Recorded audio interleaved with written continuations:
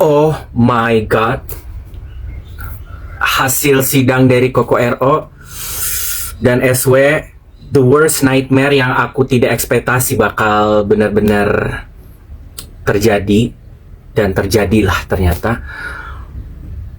Sidang mediasi hak asuh anak Koko RO dan SW dinyatakan gagal.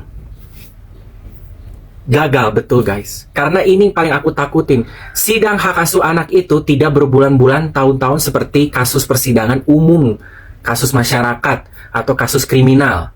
Ini kasus masalah tentang hak asuh anak dan adanya mediasi yang dilakukan.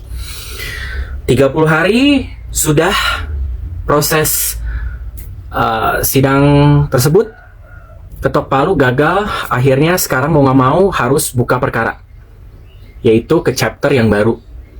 Jadi akan pembukaan dan akan melakukan peperangan tuntutan satu sama lain, pihak penuntut dan yang dituntut. Ini adalah mimpi terburuk bagi aku ya.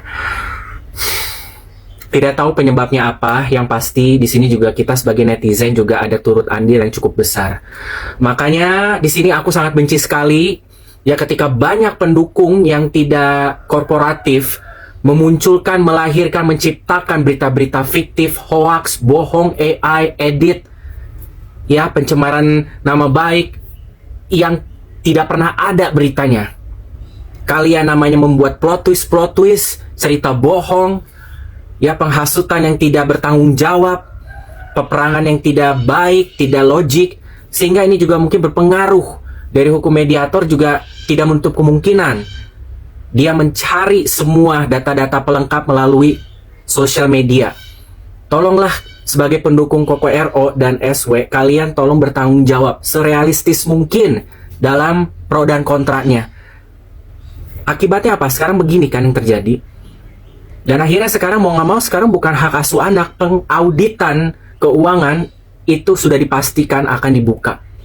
Dan perkara-perkara yang dari tim kuasa hukum satu sama lain yang sudah sebanyak ini akan segera dibuka. Aku tidak tahu nanti peperangan pengadilannya seperti bagaimana. Kita siapkan aja amunisi masing-masing sebagai netizen yang membela A dan B ini.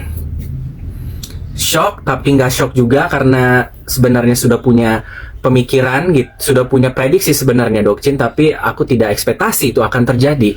Sebenarnya berarti mereka juga, aku tidak tahu apakah mereka mengajukan untuk perpanjangan, karena kalau mediasi hak asuh anak pengadilannya ini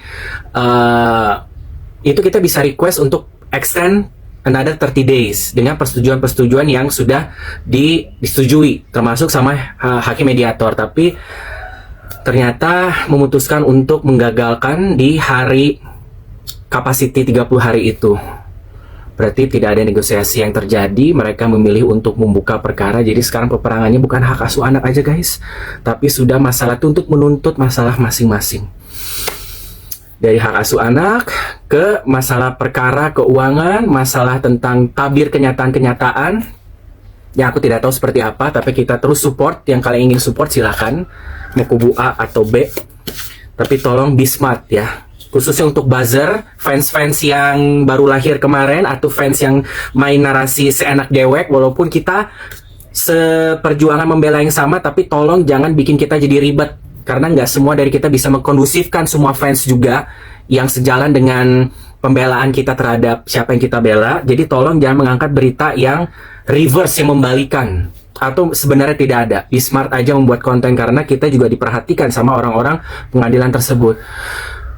Tapi kalau misalnya kalian tanya ulang tahunnya Koko RO, apakah dapat ucapan dari Tania Thalia? Exactly, dapat.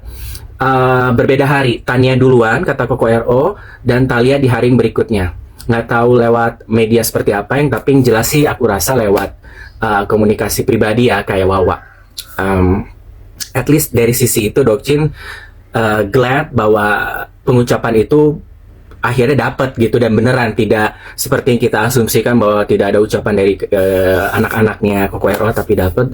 Ya, for the rest of it, I don't know, kita bismillah aja.